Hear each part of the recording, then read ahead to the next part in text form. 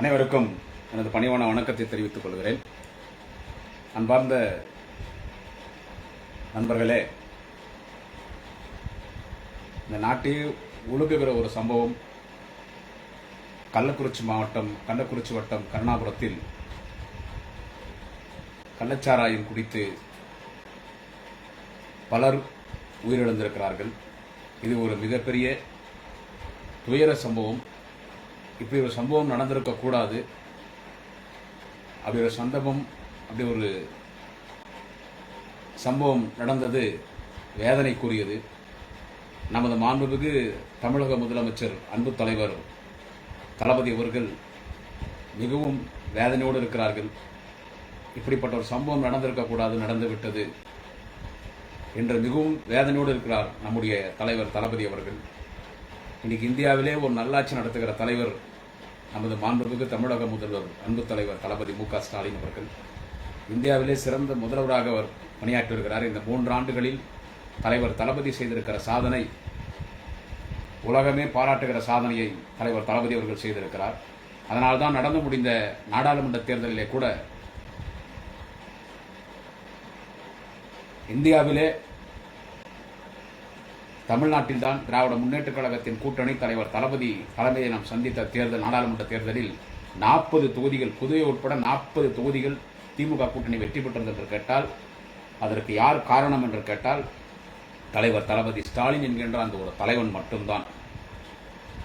40 நாடாளுமன்றத்தில் திமுக வெற்றி பெற்றது என்று கேட்டால் தலைவர் தளபதி ஸ்டாலின் என்கின்ற அந்த ஒரு தலைவன் மட்டும்தான். வேறு யாரும் உரிமை கொண்டாட முடியாது. நின்ற வேட்பாளர் இன்னாருடைய மகன், நின்ற வேட்பாளருடைய ஃபேமிலி பேக்ரவுண்ட், நின்ற வேட்பாளர் இந்த குடும்பத்தை சேர்ந்தவர், நின்ற வேட்பாளர் நல்லவர் வல்லவர், அதெல்லாம் எதுவும் கிடையாது. 40 தொகுதி ஜெயிச்சதுக்கு காரணம் ஒரே ஒரு காரணம் தான். தலைவர் தளபதி ஸ்டாலின் என்கின்ற அந்த மாபெரும் தலைவனுடைய ஃபேஸ் வேல்யூ, அவருடைய அச்சீவ்மெண்ட்ஸ், அவருடைய பப்ளிக் சர்வீஸ், அவர் பெண்களுக்கு செய்து கொண்டிருக்கிற சாதனை, அவருடைய நல்லாட்சி. தலைவர் தளபதி ஸ்டாலின் என்கின்ற அந்த ஒரே ஒரு தலைவர், தலைவர் தளபதி ஸ்டாலின் என்கின்ற அந்த ஒரே ஒரு தலைவன் முகத்தை பார்த்துதான் மக்கள் வாக்களித்தார்கள். 40 தொகுதியில் வெற்றி பெற்றோம். எனவே இவ்வளவு நல்லாட்சி நடந்து கொண்டிருக்கிற வேளையில் இப்போதான் ஒரு 40 தொகுதி நம்ம ஜெயிச்சிருக்கோம். திமுகக்கு தலைவர் தளபதினால், தலைவர் தளபதி என்கின்ற அந்த ஒற்றை தலைவன், அந்த ஒற்றை தலைவனால் 40 தொகுதி வெற்றி பெற்றிருக்கிறோம். இப்படிப்பட்ட சூழ்நிலையிலே கள்ளக்குறிச்சி மாவட்டம் கள்ளக்குறிச்சி வட்டத்தில் கருணாபுரத்தில் இந்த கள்ளச்சாராயம் குடித்து விஷச்சாராயம், அதில் ஒரு விஷத்தனமான நச்சுப்பொருள் கலந்து அதில் இத்தனை பேர் உயிரிழந்து உண்மையிலே மிகவும் ஒரு வேதனைக்குரிய ஒரு விஷயம். இது நியாயப்படுத்தியெல்லாம் ஒன்றும் பேசல. இது நியாயப்படுத்தியும் பேசக்கூடாது. தப்பு நடந்து போச்சு, தப்பு தான். அதான் தலைவர் தளபதியும் சொல்றார். ரொம்ப வேதனைக்குரிய விஷயம். எவ்வளோ ஒரு நல்லாட்சி நடத்தி, இப்படி ஒரு நல்லாட்சியில் இப்படி ஒரு நல்ல தலைவன் ஆட்சி செய்கிற இந்த நாட்டில் இப்படி ஒரு சம்பவம் நடந்திருக்கிறது. உண்மையிலே தலைவர் தளபதி அவர்கள் மிகுந்த வேதனையோடு இருக்கிறார். இதுல கூட அரசியல் பண்றாங்க சார். பணத்தை வச்சு கூட அரசியல் பண்ணுவீங்க. இது எல்லாரும் ஒன்னா சேர்ந்து இந்த பிரச்சனை இனிமேல் நடக்கூடாது, இந்த பிரச்சனை எப்படி செய்யலான்றதா எல்லாரும் ஒன்று சேரணும். மக்களை காப்பாற்றுறதுக்கு குழந்தைங்கள்லாம் போய் கொல்லி வச்சுட்டு இருக்கு. குழந்தைங்கள்லாம் போய் கொல்லி வச்சுருக்கிறாங்க. பார்த்தேன் டிவியில், சோசியல் மீடியாவில். 5 வயசு பையன், 6 வயசு பையன், ஒரு இடத்துல ஒரு 5 வயசு குழந்தை போய் கொல்லி வைக்குது. அது எவ்வளோ வேதனையாகுது மனசு பார்க்கறதுக்கு. இதில் கூட அரசியல் பண்ணுவீங்க. தப்பு நடந்தது தப்பு தான். இதை யாரும் நியாயப்படுத்தி பேசல. இந்த சாராயம் காசுறவங்க எப்படின்னு கேட்டீங்கன்னு வச்சுங்க, இந்த கள்ளச்சாராயம் காசுறாங்க இல்லை, போலீஸ் அவங்களுக்கு பிடிக்குது. இதில் நம்ம போலீஸை கூட குறை சொல்றது இல்லை. அது எந்த ஆட்சினா இருக்கட்டும். எப்போ பொதுவாக ஒன்று சொல்கிறேன், போலீஸ் டிபார்ட்மெண்ட்டை பற்றி. மற்ற விஷயத்தில் எப்படி நமக்கு தெரியாது. நம்ம எதுவும் கண்ணால் பார்க்காம சவுக்கு சங்கர மாதிரி பொய்யெல்லாம் பேசக்கூடாது. அபாண்டத்தனமாக போலீஸ் மீது குற்றம்லாம் சொல்லக்கூடாது. அவங்களும் உயிரை ராணுவம் போலீஸ் 2 பேர் அவங்க உயிரை தியாகம் பண்ணி நம்மளை காப்பாற்றுறாங்க. போலீஸுக்கு தினம் நிமிஷத்துக்கு அவங்க உயிருக்கு ஆபத்து. எந்த திறனை எங்க கட்சியில் குத்துவோம், என்ன ஆகும், எப்படி ஆகும், என்ன சம்பவம் நடக்கும்னு தெரியாது. நம்மளை காப்பாற்றுறாங்க நாகேஷ் சட்டை போட்டுனாங்க. ஆனால் இந்த சாராயம் விஷயத்து வரைக்கும் போலீஸ் லஞ்சம் வாங்குறது இல்லை. அது நல்லா தெரியும். இந்த சாராயம் விஷயத்து வரைக்கும் போலீஸ் லஞ்சம் வாங்காது. அவங்கள பிடிக்கிறாங்க. இப்போது எங்கள் குடியாத்த சப்ஜெக்டில் பார்த்தீங்கன்னா 75% இந்த சாராய கேஸ் தான் இருக்கும். ஏன்னா எங்கள் குடியாத்த பக்கத்தில் இந்த பேரணாம்பட்டில் பங்களாமூடு ஒன்று ஒரு ஏரியா இருக்குதுங்க. அங்கே தொழிலே கிட்டத்தட்ட 100 வருஷமாக இங்கிலீஷ்காரன் காலத்தில் தான் அங்கே தொழிலே சாராயம் காசுற தொழில் தான். அவன் இங்கே எங்கேயும் கீழே ஊரில் சாராயம் காச மாட்டான். அங்கே மேலே மலை மேலே வீரப்பங்காடு மாதிரி அந்த மலை, அந்த மலையில் போய் தான் சாராயம் காசுவோம். சாராயம் காசு என்ன பண்ணிடுவான்னா ஊழல் போட்டுருவோம், கொச்சிட்டு வந்துடுவோம். போலீஸ் போய் தேடும், சென்ட்ரல் போலீஸில் கூட வந்துருச்சு. போலீஸ் போய் தேடும், எங்கே போய் பிடிச்சினே இருக்குது போலீஸ். இருந்தாலும் காசு நேக்கிறோம். போலீஸ் பாவம் போய் ஒரு முறையும் பிடிக்கிறாங்க. இந்த முறை பிடிச்சிட்டாங்கன்னா இங்கே காசு நான் மாற்ற இடத்த மாற்றிடுவான். ஒரு 4 கிலோமீட்டர் போய்ட்டு அந்த பக்கம் போய் காசுவான். இப்படி தான் சாராயம் காசுறாங்க. அதே மாதிரி தான் அந்த பகுதியில் போலீஸ் கண்ணுக்கு மண்ணை தூவிட்டு அவன் இந்த மாதிரி காசி இத்தனை பேர் இறந்துக்கிறாங்க. முதலமைச்சர் தலைவர் தளபதி அவர்கள் உடனடியாக 10 அதிகாரிகளை சஸ்பெண்ட் செய்திருக்கிறார்.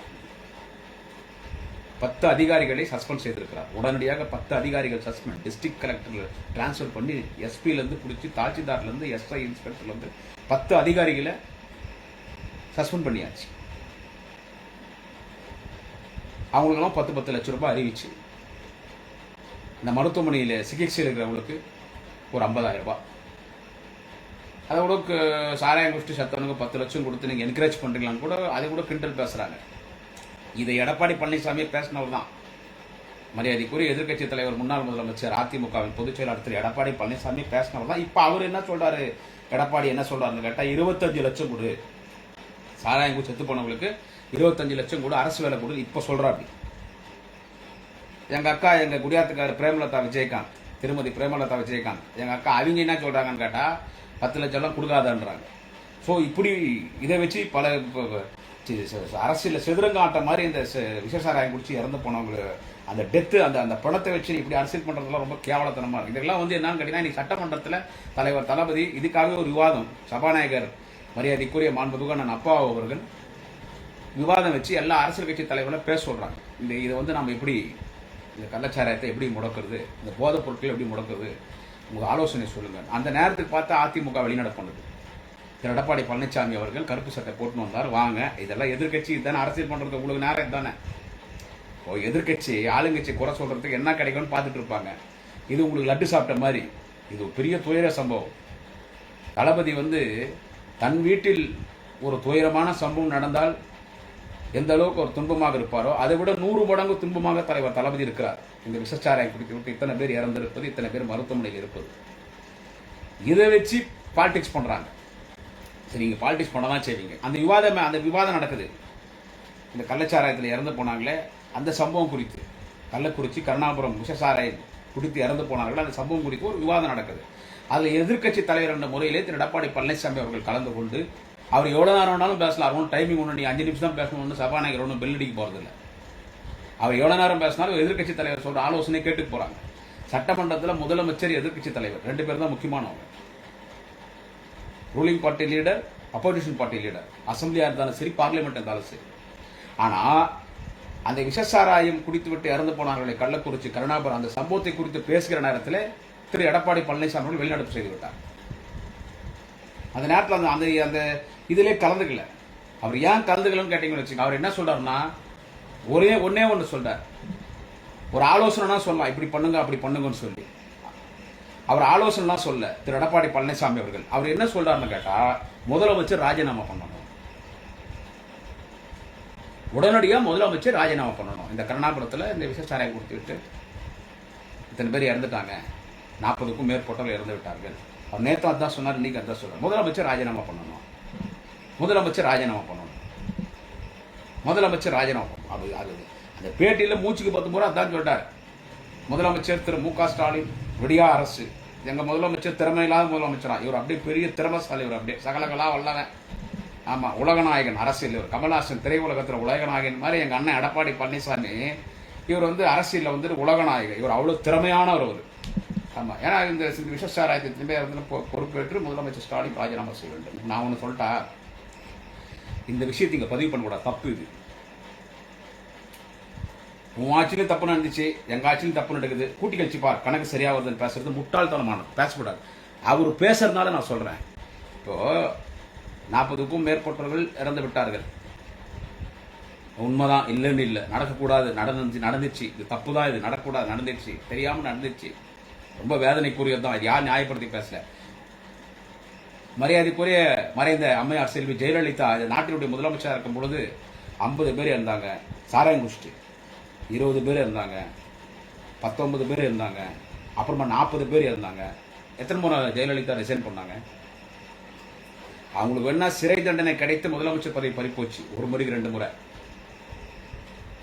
விசச்சாராயம் குடிச்சு ஜெயலலிதா ஆட்சியில 100க்கும் மேற்பட்டவர் ஜெயலலிதா முதலமைச்சராக இருக்கும் பொழுது விசச்சாராயம் குடித்து இறந்து போனார்கள்.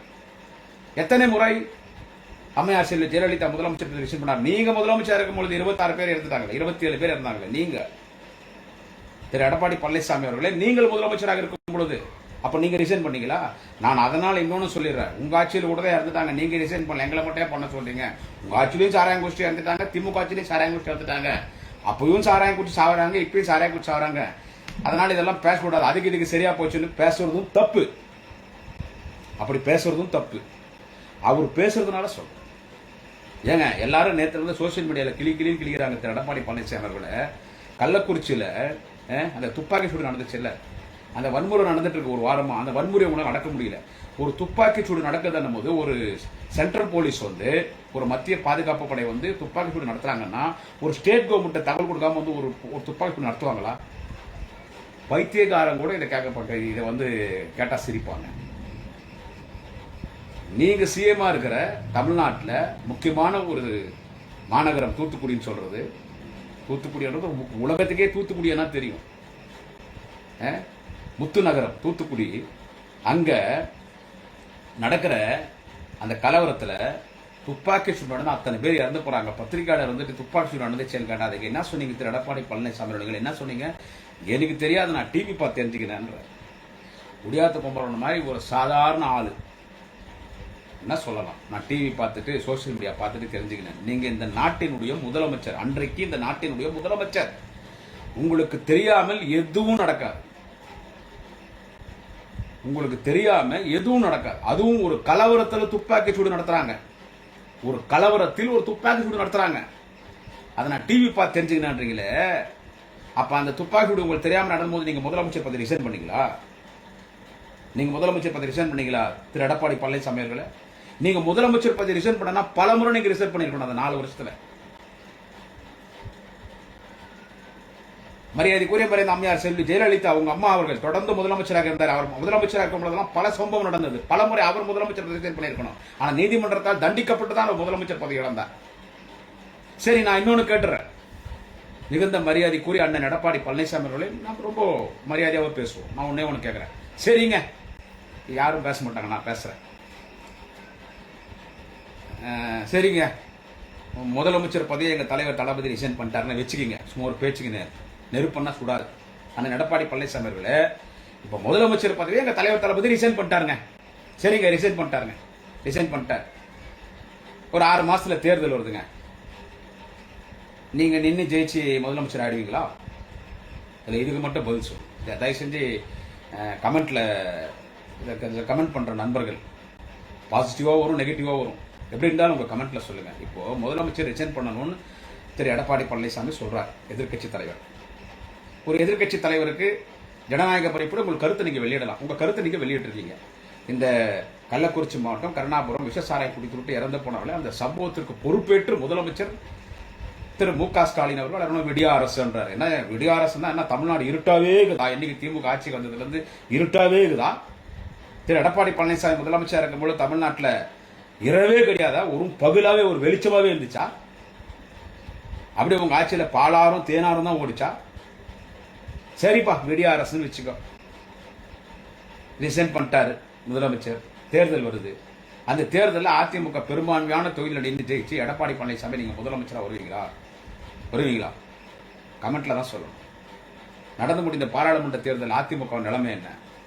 பெரிய கட்சி அதிமுக. நான் அதிமுக குறை சொல்லி பேசல, நான் பல பதிவுகளில் சொல்றேன். 4 நாள் தொலைக்காட்சி வாத மேடைகளில் நான் பேசும்போது கூட சொன்னோம் தான், இப்பயும் சொல்றேன். திமுகவுக்கு நிகரான ஒரு கட்சி, திமுகவுக்கு நிகரான எதிர்கட்சி எதுன்னு கேட்டா அதிமுக தான். ஒரு எதிரி என்றது ஒரு அரசியல் கட்சி தலைவனுக்கு எல்லாருக்கும் எதிரி ஒன்று ஒருத்தன் இருக்கணும்.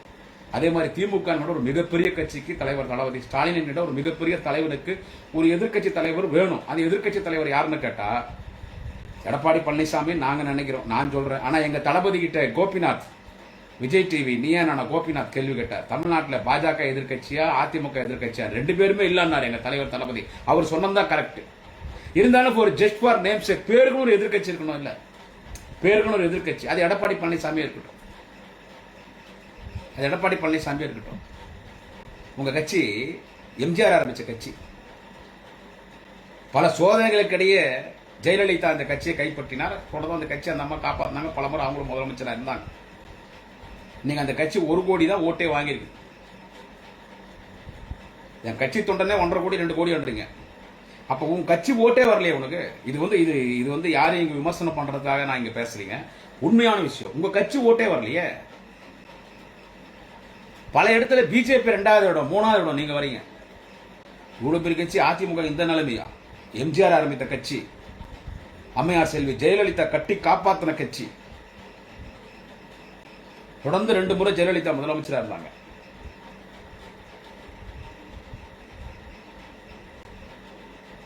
அதிமுக பல தொகுதியில் டெபாசிட் வாங்கல. எங்க வேலூர் பார்லிமெண்ட் சேர்த்து சொல்றோம். வேலூர் பாராளுமன்றத்தில் அதிமுக டெபாசிட் வாங்கல. பல தொகுதியில் அதிமுக டெபாசிட் வாங்கல. பிஜேபி வருதுங்க 2வது இடம். பிஜேபி கூட்டணி வருது 2வது இடம்.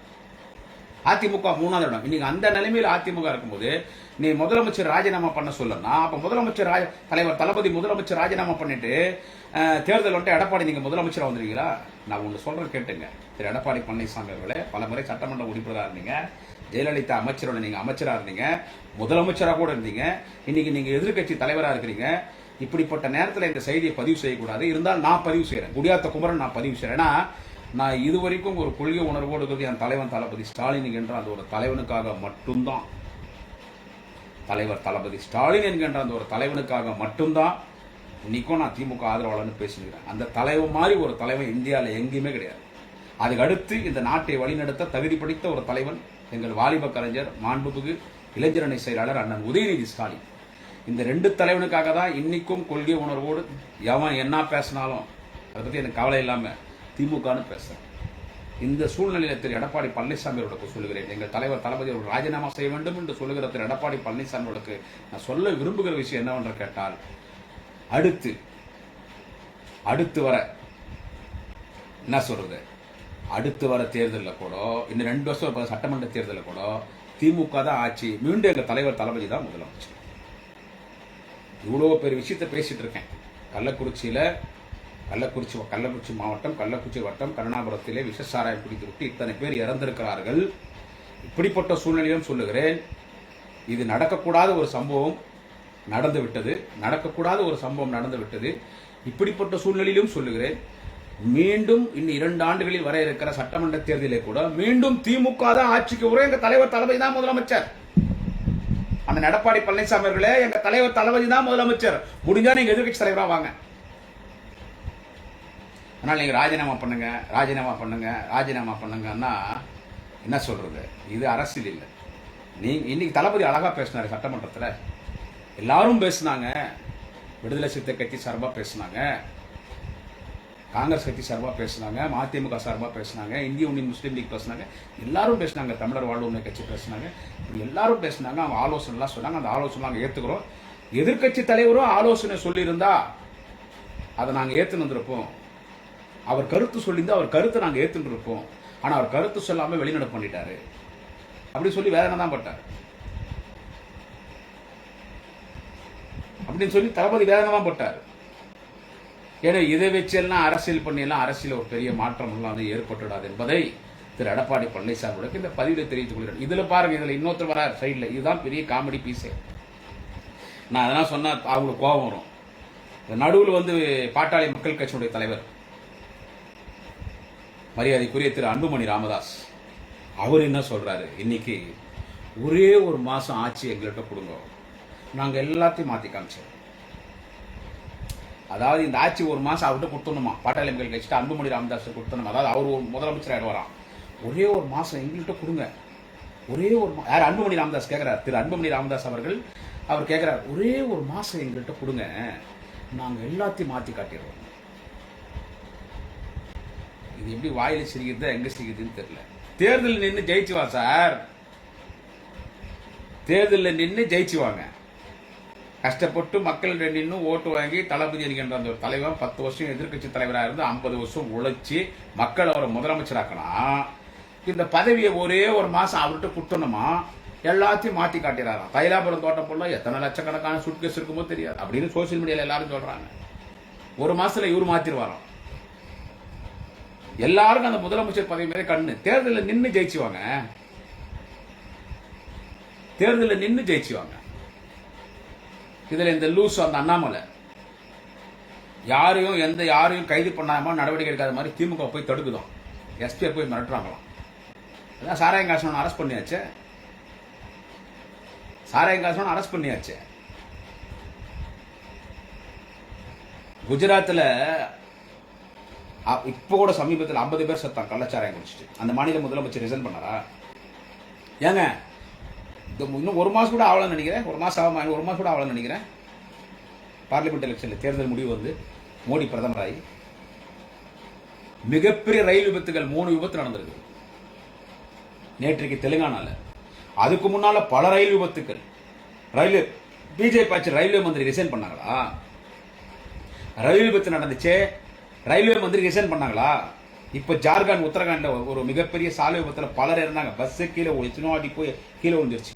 அதுக்கு என்ன காரணம் கேட்டா போட்ட ரோடு சரியில்லைன்றான். அது தேசிய நெடுஞ்சாலையில வருது. தேசிய நெடுஞ்சாலைத்துறை அமைச்சர் ரிசைன் பண்ணா? எத்தனை மாநிலத்தை தொடர்ந்து சாராயம் செத்து நாங்க எந்த மாநில முதலமைச்சர் ரிசைன் பண்ணா? அப்புறம் தமிழ்நாடு முதலமைச்சர் வந்து ரிசைன் பண்ண சொல்றீங்க? இந்த பிரச்சனை எப்படி சரி பண்ணுறது? இப்போ நம்ம பேசுறது நேரத்தில் இந்த நேரத்தில் ஆலோசனை நடந்துட்டு இருக்குது. போதைப் பொருட்களை தடுக்கிறதுக்கு, இந்த கள்ளச்சாராயத்தை ஒழிக்கிறதுக்கு என்ன வந்து போர்க்கால அடிப்படையில் என்ன நடவடிக்கை எடுக்கணும்ன்றது முதலமைச்சர் பேசிட்டு இருக்காரு. என்னதான் நம்ம அரசு அதிகாரிகளை கூட நம்ம அலட்சியப்படுத்தக்கூடாது, அரசு அதிகாரிகளை நம்ம குறை சொல்லக்கூடாது. அவங்க வேலையை அவங்க செய்யறாங்க, அவங்க வேலையை அவங்க செய்யறாங்க. ஆனா போலீஸ் கண்ணிலே மண்ணு தூவிட்டு இந்த சாராயங்காசம் அந்த சாராயம் தொழில் செய்வோம். அது என்ன பண்ணணும்னா இரும்புகரம் கொண்டு அடக்கணும். இதே வேலையா கண்டிப்பா போலீஸுக்கு தெரியும். ஒரு ஊர்ல எவன் சாராயங்காசனான்றது கண்டிப்பா போலீஸ் தெரியும். எவன் திருடான்றதும் போலீஸுக்கு கண்டிப்பா தெரியும். எவன் சாராயங்காசனான்றது கலான்னு ஒரு டிபார்ட்மெண்ட் இருக்கு, அதுக்குன்னே ஒரு டிபார்ட்மெண்ட், கலான்னு ஒரு டிபார்ட்மெண்ட் இருக்கு. நான் எங்க போலீஸுக்கு அறிவுரை சொல்ல, ஏன்னா போலீஸ் நான் குறை சொல்ல. போலீஸ் பாவம் அவங்க வேலையை அவங்க செய்யறாங்க. இது அவங்களுக்கும் அவங்க கண்ணில் போலீஸ் கண்ணில் மண்ணை தூவிட்டு நடந்திருக்கிற சம்பவம் இது. போலீஸ் கூட இங்க குறை, அது அரசு அதிகாரிகள் நம்ம குறை சொல்லக்கூடாது. நம்ம என்னதான் ஆட்சிக்கு வந்தா கூட அதிகாரி தான் வேலை செய்யறாங்க களத்தில் இறங்கி. நம்ம அதிகாரி கூப்பிட்டு சொல்ற இடத்துல தான் இருக்கிறோம். ஆனா உத்தரவு போடுற இடத்துல செயல்படுத்துறது, நடைமுறைப்படுத்துறது எல்லாமே அதிகாரிங்க தான். இந்த கள்ளச்சாராயம் பொறுத்த வரைக்கும் எவன் சாராயம் காசுறான் அவனை விடாம தூக்கி ஜெயில போட்டுனே இருக்கும். ஒரு 4 குண்டா சோனவனாங்கிறான், அவன் திரும்பி வந்து அதே வேலை தான் செய்யறான். கரெக்டான வேற அவன் ஜெயில சொல்றான் சார், அவன் ஜெயில சொல்றான். என்ன சொல்றான்னு கேட்டா, இந்த ஏடிஎம் காட்சியில் இந்த ராஜேந்திர பாலாஜியும் ஜெயக்குமாரையும் ஃபேஸ்புக்ல நான் பேசிட்டு என்னை திரும்பி ஒரு வாரம் உள்ள போட்டாங்க. அப்ப அங்கெல்லாம் ஃபுல்லா சாராயங்காசம் தான் வந்தாங்க. எல்லாத்தையும் பேசிட்டு இருப்பேன், ஏன்பா இந்த சாராயங்காசரை சரி இப்போ ஊருக்கு போனா என்ன பண்ணணும்னா போன உடனே நான் பானை விற்பேன்றான். ஏன்டா இப்போதானோட ஜெயிலுக்கு வந்தேன்னா, அடனா வருஷத்துல 10 முறை ஜெயிலுக்கு வர போறேன், 3 குண்டாஸ் பார்த்துட்டேன். சரி இப்போ வெளியே போய் என்னன்னா வேற தொழில் பார்க்க மாட்டேன்னா, போன உடனே முதல்ல நான் மலை ஏறுவேன், போன உடனே ஊரல் போடுவேன்றான். அரெஸ்ட் பண்ணா திரும்பி நான் ஜெயிலுக்கு வருவேன்றான். அப்ப அவன் அந்த குலத்தொழிலாவே செய்யறான். அவனை விடாம அவன் எங்க இருந்தாலும் கூப்பிட்டு அவனை அட்வைஸ் பண்ணி, இல்லைன்னா வந்துட்டு அவனை தூக்கி உள்ள போட்டு, எத்தனை பெண்டிங் கேஸ் இருக்குது ஸ்டேஷன்ல. ஒரு ஸ்டேஷன்லயும் 1000 கேஸ் இருக்கும் பெண்டிங் கேஸ். திருட மாட்டிருக்க மாட்டான், நிறைய எல்லா ஸ்டேஷன்லயும் பெண்டிங் கேஸ் நிறைய இருக்கும். அந்த எல்லா பெண்டிங் கேஸையும் எடுத்து இந்த சாராய வியாபாரிகளை போடுவோம், தப்பே கிடையாது. ஏன்னா அவனால எத்தனை பேர் செத்துட்டாங்க பாருங்க. இப்போ ஒரு வீட்டில் புருஷன் பொண்டாட்டி 2 பேர் செத்துட்டாங்க. புருஷனும் சாராயம் குடிச்சிட்டான், பொண்டாட்டியும் ஒரு கிளாஸ் குடிச்சிச்சு. அந்த பொண்ணு பாவம் தெரியல, அந்த பொண்ணு டிவியில பேசுது, நான் பார்த்தேன், டிவியில பார்த்தேன், பேட்டி விடுது பொண்ணு. எங்க அம்மாவுக்கு உடம்பு சரியில்லை, மாத்திரை சாப்பிட்டு தண்ணி குடிக்கலாம் நினைச்சு, தண்ணே நினைச்சு எடுத்து எங்க அம்மா குடிச்சிட்டாங்க. அந்த சாராய கிளாஸை புருஷன் முன்னாடி 2 பேர் வந்துட்டாங்க. அந்த பொண்ணு பாவம் பேசுது, எங்க அம்மாவுக்கு தண்ணின்னு தெரியாம, எங்க அம்மாவுக்கு அது சாராயன்னு தெரியாது, தண்ணி நினைச்சு எடுத்து குடிச்சிட்டாங்க. ஒருத்தன் சாராயம் குடிச்சிட்டு வந்தானா அங்கேயே நாரும். இந்த மூக்கிட்ட எடுத்துன்னு போனா எப்படி இருக்கும்? பாவம் அந்த பொண்ணுக்கு சொல்றது கூச்சம். அந்த சகோதரிக்கு ஒரு குடும்பமே போயிடுச்சு. பத்தாங்க 5 வயசு 6 வயசு குழந்தைங்களாம் போய் கொல்லி வைக்குதுங்க. லைனா கொரோனா காலத்துல தான் அப்படி பார்த்தோம். பொண்ணை தடுக்க லைனா பொண்ணை தடுக்க வச்சதுக்கெல்லாம் காரணம் யாரும் அந்த சாராய வியாபாரி தான். இவனுங்களை ஒருத்தனை கூட விடாம போலீஸ் இதே வேலையா ஒரு மாசம் சுத்தி அவனை அந்த சாராயன்றது இருக்கக்கூடாது. இருக்கிற பெண்டிங் கேஸ் தூக்கி பூரா போடுவாங்க மேல, சாராயம் காசு மேல. அப்புறம் எப்படி சாராயம் காசுறான்? இது கவர்மெண்ட் தானே கெட்ட பேரு. உதவாதவெல்லாம் பேசுறோம். அவர் சீமான் என்ன சொன்னார் ஒரு நேரத்தில் உங்களுக்கு தெரியல, நான் பிறந்த உடனே எங்க வாயில எங்க அம்மா முதல்ல சாராயம் தான் ஊத்துனாங்கன்னு சீமான் பேசுனது உண்மை. சோசியல் மீடியால கிளிக்கிறாங்க. அவர் சீமான் பேசுது, நான் பிறந்த உடனே எங்க அம்மா வாயில வந்து எல்லாரும் சக்கரை தண்ணி ஊத்துவாங்க, பால் ஊத்துவாங்க. ஆனா எங்க அம்மா நான் பிறந்த உடனே வயிற்றுல இருந்து வெளியே வந்த உடனே பிறந்த உடனே எங்க அம்மா எனக்கு வாயில ஒரு ஸ்பூன் சாராயம் தான் ஊத்துனாங்கன்னு சீமான் சொன்னாரு. அந்த ஆள்லாம் பேசாரு. இன்னைக்கு அண்ணாமலை பேசுற பேச்சு ஏடா பூரா அக்யூஸ்ட். அந்த சாராயம் காசுறவன் திருடன், கேப் மாறி, முள்ள மாறி, மூச்சு வைக்கி பூரா பிக் ஆகிட்டு அத்தனை திருடனும் பிஜேபி தான் இருக்கிறான். இப்ப தமிழிசை சவுந்தரராஜன் அண்ணாமலைக்கு என்ன தகராறு நீங்க நினைச்சிட்டு இருக்கீங்க? 2 பேருக்கு ஒரு போர் நடந்ததுல அமித்ஷா கூப்பிட்டு மேடையில தமிழிசை அமித்ஷா ஒரு வீடியோ நீங்க சோசியல் மீடியா பார்த்துருப்பீங்களா? அமித்ஷா தமிழிசை கண்டிக்கிற மாதிரி. அது ஒன்றும் கிடையாது. அண்ணாமலை சொல்ற மாதிரி தான் நீ கேட்கணும். நீ இல்ல கட்சிக்கு தலை, அண்ணாமலை தான் தலைவர். அண்ணாமலை மீறலாம் நீ போகக்கூடாதுன்னு மேடையிலேயே அவ்வளோ பெரிய குடும்பத்தை சேர்ந்தவங்க அவங்க தமிழிசை சவுந்தரராஜன். அவங்க 1000 தான் விமர்சனம் பண்ணிட்டோம். ஒரு பெரிய குடும்பத்தை சேர்ந்தவங்க, 2 மாநில கவர்னராக இருந்தாங்க. அந்த அம்மா வந்து அந்த அம்மா என்ன தெரியுமா சொல்லி, தமிழிசை சவுந்தரராஜன் என்ன சொல்லி தெரியுமா? என்ன தெரியுமா பிரச்சனையை? நான் பிஜேபி தலைவராக இருக்கும்போது எத்தனையோ அக்யூஸ்ட் வந்து பிஜேபியில் சேரணும்னு காட்ட நான் ஒத்தனை கூட கிட்ட சேர்க்கல. நான் இப்படி கவர்னர் வேலை பார்க்கறதுக்கு போன உடனே தமிழ்நாட்டில் இருக்கிற 100க்கு 100% அக்யூஸ்ட் பூரா நீங்க பிஜேபி சேர்த்து வச்சுக்கிறீங்க. பிஜேபின்னா அக்யூஸ்டுடைய கூடாரமா? அதனாலதான் நம்மளால ஒரு பார்லிமெண்ட் ஜெயிக்க முடியலன்னு சொல்லி தான் சண்டையே அண்ணாமலைக்கும் தமிழிசைக்கும். சோ இத்தனை அக்யூஸ்ட் வச்சு நீ பேசுற. எனவே இந்த பிரச்சனை எப்படி தீர்க்க வேண்டும் என்று தலைவர் தளபதிக்கு தெரியும். இந்த சம்பவம் நடந்த உடனே நாளை தமிழகத்தின் விடுவெள்ளி மாண்புமிகு அண்ணன் எங்கள் வாலிப கலைஞர் அண்ணன் உதயநிதி ஸ்டாலின் அவர்களையும், மாண்புமிகு நெடுஞ்சாலைத்துறை மற்றும் பொதுப்பணித்துறை அமைச்சர் மரியாதைக்குரிய அண்ணன் மாண்புமிகு ஏவா வேலு அவர்களையும், மாண்புமிகு சுகாதாரத்துறை அமைச்சர் அண்ணன் மா சுப்பிரமணியம் அவர்களையும் அதிகாரிகளையும் சம்பவ இடத்துக்கு அனுப்பிச்சு அண்ணன் உதயநிதி ஸ்டாலின் போய் பார்த்தாரு. கண் கலங்கினார். நடிக்கல, அவர் பெரிய நடிகர் தான். அவர் சினிமா நடிச்சுட்டு தான் இன்னைக்கு அரசியலுக்கு வந்து இன்னைக்கு எம்எல்ஏ மந்திரியா இருக்காரு, இளைஞர் செயலராக இருக்கார். அந்த முகத்தை பார்க்கும்போது தெரியும். எல்லாருக்கும் 10 லட்சம் ரூபாய் கேஷ் கொடுத்துட்டு வந்திருக்காரு. எனவே இந்த பிரச்சனை திமுக சும்மா விடாது. போதைப் பொருளை பற்றி எல்லாம் பேசுறதுக்கு திரு எடப்பாடி பழனிசாமி அவர்களே உங்களுக்கு தகுதி கிடையாது. மறைந்த அம்மையார் செல்வி ஜெயலலிதா தான் பான்பரா, குட்கா, அந்த போதை ஆன்ஸு இதுக்கெல்லாம் தடை விதிச்சாங்க. ஆனால் அது ஜெயலலிதா மறைந்த பிறகு அதை டோட்டலாக ஹோல்சேலாக வியாபாரம் பண்ணாங்க. யாருன்னு கேட்டால் புதுக்கோட்டை விஜயபாஸ்கர், குட்கா விஜயபாஸ்கர். திமுக அதிமுக ஆட்சியில் நீங்க வந்துட்டு போதைப் பொருட்கள் தடை செய்யப்பட்டு நீங்க இந்த போதைப் பொருட்களை கடைகளில் விற்கும் போது அதை கொண்டு வந்து சட்டமன்றத்தை கொண்டு வந்து தலைவர் தளபதி தலைமையில் அன்றைய எதிர்க்கட்சி திமுக சட்டமன்ற உறுப்பினர்கள் தலைவர் தளபதி தலைமையில். எனவே போதைப் பொருட்கள் நடமாடுறதும் உங்களுடைய ஆட்சியில் தான் நடமாடுச்சு. திமுக ஆட்சியில் தான் போதைப் பொருட்கள், திமுக ஆட்சியில் தான் சாராயன் பேசுற எடப்பாடி பழனிசாமி. நீங்க என்னதான் பேசினாலும் மரியாதைக்குரிய அண்ணன் எடப்பாடி பழனிசாமி அவர்களே, முன்னாள் முதலமைச்சர் எதிர்க்கட்சி தலைவர் அண்ணன் எடப்பாடி பழனிசாமி அவர்களே, நீங்க என்னதான் பேசினாலும் இன்னும் 2 ஆண்டுகளில் வர இருக்கிற சட்டமன்ற தேர்தலில் மீண்டும் திமுக தான் ஆட்சி வரப்போகிறது. மீண்டும் தலைவர் தளபதி தான் முதலமைச்சர். எதிர்காலத்தில் எங்கள் மாண்புமிகு அண்ணன் உதயநிதி ஸ்டாலின் தான் முதலமைச்சர். இந்த பதிவில் இது சொல்லக்கூடாது. எடப்பாடியார் வந்து முதலமைச்சர் ரிசைன் பண்ணணும்னு சொல்றாரு. அதுக்காக நான் பதிவு பண்றேன். இந்த சம்பவத்தை இது எப்படி சரி பண்ணணும்னு தெரியும். இது நடந்திருக்க கூட இதை நியாயப்படுத்தி பேசல. இது நடந்து ரொம்ப வேதனைக்குரிய விஷயம். பெரிய தப்பு நடந்துச்சு. இது ஒரு பெரிய தப்பு. எந்த இடத்துல அதிகாரிகள் அலட்சியமா, அதிகாரிகள் வேணும்னு செஞ்சாங்கன்னு சொல்ல அலட்சியம் தான். கல்வராயன் மலை என்பது நான் பல முறை மீட்டிங் போய்க்கிறேன். அந்த மலை பகுதியை குறித்து எனக்கு நல்லா தெரியும். அங்க இருக்கிற மலைவாழ் மக்கள் அவனுக்கு குளக்குலையிலே சாராயம் காசு எங்கன்னா ஒரு பகுதி போலீஸ் எவ்வளவோ அந்த கல்வராயன் மலையில பார்த்தீங்கன்னா எப்ப பார்த்தாலும் போலீஸ் ரவுண்ட்ஸ்டே இருப்பாங்க. எப்ப பார்த்தாலும் வீரப்பன் காணான்னு பார்ப்பீங்க. ஏன் அந்த போலீஸ் அங்க போகுதுன்னா சாராயம் காசனை பிடித்துக்க அவன் போலீஸ் கண்ணிலையும் மண்ணத்து விட்டு சாராயம் காசுறான். காசு எப்படியோ கீழே இறக்கிறான்.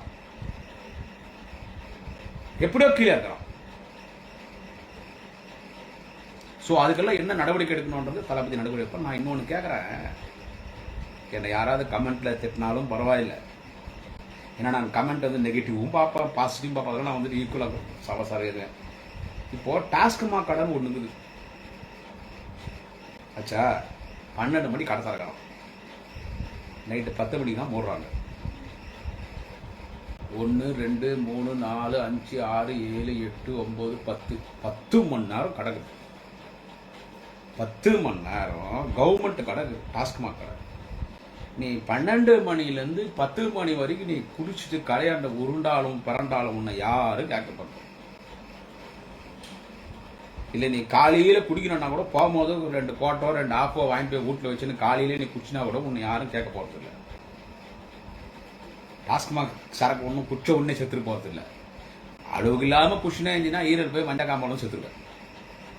இந்த கள்ளச்சாராயம் மாதிரி குச்ச அரை மணி நேரம் செத்துட்டு போகிறது இல்லை. அது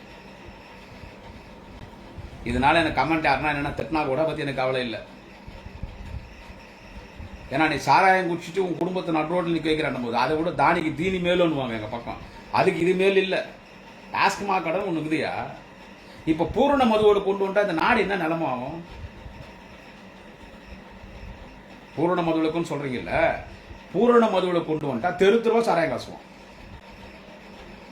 போன முறை 2வது முறை ஜெயலலிதா முதலமைச்சர் வந்தாங்க. இதெல்லாம் யாரும் பேச மாட்டாங்க, நான் பேசுறேன் பரவாயில்ல. 2வது முறை ஜெயலலிதா முதலமைச்சர் வந்தாங்க இல்ல, ஏன் 2வது முறை முதலமைச்சர் வந்தாங்க? 2வது முறை திமுக தான் முதலமைச்சர் வந்திருக்கணும், கலைஞர் தான் முதலமைச்சராக வந்திருக்கணும். இந்த மண்ணை விட்டு கலைஞர் மறையும் பொழுது முதலமைச்சராக மறைந்திருக்க வேண்டும். ஏன் அந்த முதலமைச்சர் பத்தி நம்மளை விட்டு பறிப்போச்சு? ஏன் திமுக ஆட்சிக்கு வரல தெரியுமா? நம்ம ஒரு தேர்தல் வாக்குறுதி கொடுத்தோம். திமுக ஆட்சிக்கு வந்த உடனே முதல் கையெடுத்து பூரண மதுவிலக்கு. அங்கதான் நமக்கு 7.5 பிடிச்சிச்சு. ஒரே 1% டிஃபரன்ஸ் தான் நமக்கும் ஏடிஎம்கேக்கும். 2வது முறை ஜெயலலிதா முதலமைச்சர் வந்தாங்க இல்ல, ஒரே 1% தான் டிஃபரன்ஸ் ஏடிஎம்கேக்கு டிஎம்கேக்கு. ஏன்டா அந்த 1% டிஃபரன்ஸ்னா, பூரண மதுவிலக்குன்னு நம்ம சொன்ன பாருங்க, நம்ம குடிமக்கள் யாரும் ஓட்டு போடல. அதுதான் வாழ்க்கைன்னு வாழ்றாங்க பாருங்க, யாரும் ஓட்டு போடல. அந்த பூரண மதுவிலக்குன்னு ஒன்று சொல்லாமல் இருந்தா அப்பயும் திமுக ஆட்சி தான், இப்பயும் திமுக ஆட்சி தான். மக்கள் நலனை கருதி தாய்மார்களின் கோரிக்கை கேட்டு பூரண மதுவிலக்குன்னு சொன்னதுனால ஆட்சிக்கே வர முடியாது போச்சு. ஸோ அது தவிர்க்க முடியாது. அதெல்லாம் சும்மா கதை. பூரண மதுவிலக்குன்றது அதெல்லாம் வந்து சட்ட ஒழுங்கு கெட்டு போகும், தெருக்கு சாராயம் காசுவான். இந்த கொரோனா காலத்தில் பார்த்தீங்கல்ல, வீட்டில் குக்கரில் சாராயம் காசு குடிச்சாங்க. யூடியூப்ல சொல்லி கொடுத்தாங்க எப்படி சாராயம் காசுறது, எப்படி கல் ரெடி பண்றது, தென்னை மரம் ஏறாம ஈச்ச மரம் ஏறாம வீட்டிலே கல் எப்படி ரெடி பண்றது, எப்படி போதைப் பொருள் தயார் பண்றதுன்னு யூடியூப்ல கத்து கொடுத்தாங்க. கரோனா காலத்துல வீட்டிலேயே சாராயம் காய்ச்சி குடிச்சாங்க. அதனாலதான் இந்த டாஸ்மாக் கடை அதை வச்சுதான் அரசாங்கத்தை லாபம் பண்றதில்ல. தளபதிக்கு அவரால் முடியும். டாஸ்மாக் கடையிலனா கூட இந்த ஆட்சி நடத்துறதால தளபதினால முடியும். ஆனா மக்களால் முடியுமா? அதனால நான் என்ன சொன்னேன், அந்த சாராயம் குஷ்டி சேர்த்து பசங்கள்லாம் நடு ரோட்ல நிக்கிறாங்க, குழந்தைங்கலாம் நடு ரோட்ல நிக்கிறது பாரு. அப்பா அம்மா செஞ்சாங்க, அந்த பொண்ணு நடு ரோட்ல நிக்குது. அதனாலதான் இந்த 10 லட்சம் கொடுக்குது. யாரும் இங்க என்கரேஜ் பண்ணல. இந்த 10 லட்சம்ன்றது யாரும் என்கரேஜ் பண்ணலீங்க.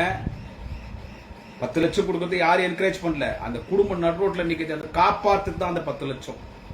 தாய் உள்ளத்தோட தளபதி கொடுக்குது. நீ எல்லாரும் சாராயம் குடிச்சாங்க, நான் உங்களுக்கு 10 லட்சம் கொடுக்கணுன்றது இல்லை. அந்த குடும்பத்தை காப்பாற்றினால்தான் தான் தாய் உள்ளத்தோட தலைவர் தளபதி கொடுக்குறாரு. அதான் நாளைய தமிழகத்தின் இங்க மாண்புமிகு அண்ணன் உதயநிதி ஸ்டாலின், மாண்புமிகு அண்ணன் ஏவாவேலு, மாண்புமிகு அண்ணன் மாசு, அரசு அதிகாரிகள் அந்த டிஸ்ட்ரிக்ட் இன்சார்ஜ் கலெக்டர்லாம் போய் கொடுத்துட்டு வந்தாங்க. அதனால இந்த சாராயம் குடிச்சிட்டு நான் திடீர்னு சொல்றேன், என்ன யாராவது கமெண்ட் எடுத்து பத்தி எனக்கு கவலையே கிடையாது. இதுவும் மக்கள் நல்லதான் சொல்றேன். போயா டாஸ்மாக் கடைக்கு போயா, 12 மணி கடை திறக்கிறான். உன்னால எவ்வளவு குடிக்க முடியுமோ குடி.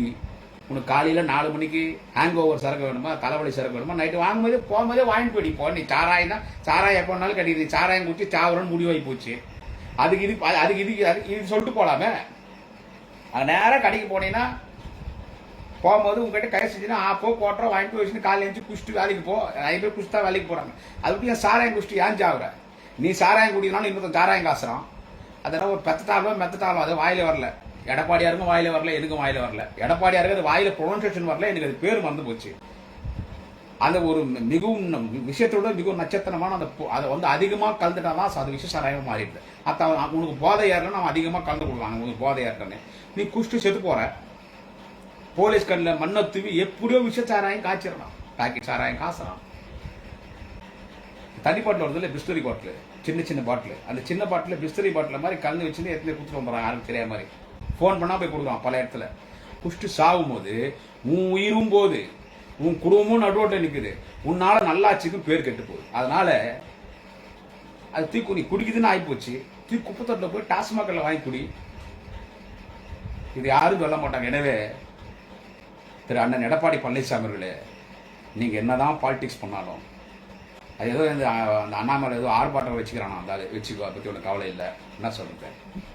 அப்போ உங்ககிட்ட ஆர்ப்பாட்டத்தை வரப்போறவனே சாராயம் காசுறவன், போலி பதுமான பாட்டில் விற்கிறவன், செயின் திருடுறவன், கற்பழிக்கிறவன், ரவுடித்தனம் பண்ணுறவன், மாமூல் வசூல் போடுறவன், சமூக விரோதம் உங்கள் ஆர்ப்பாட்டத்துக்கு வரப்போறான்னு வச்சுக்கோ.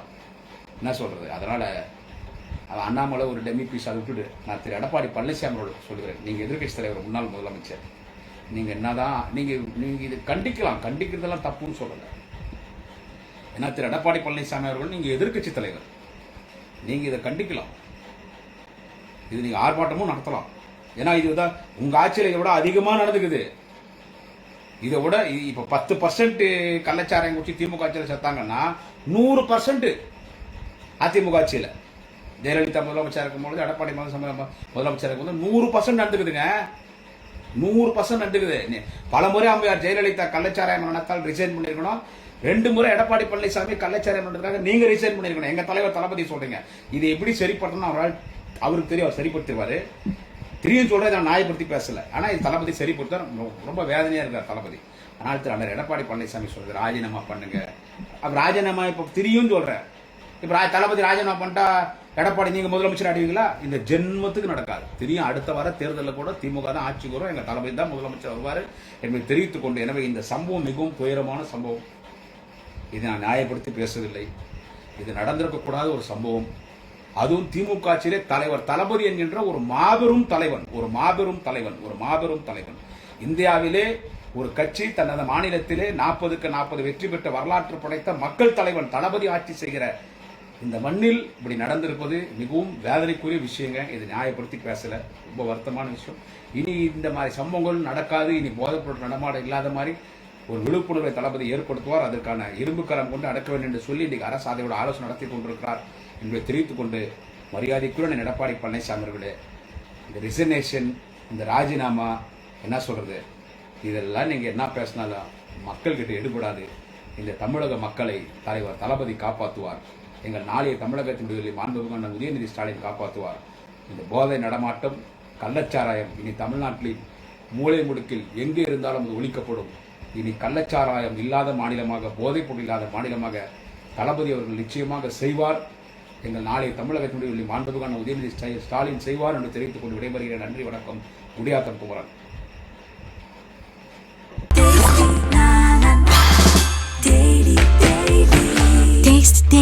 Taste the Daily.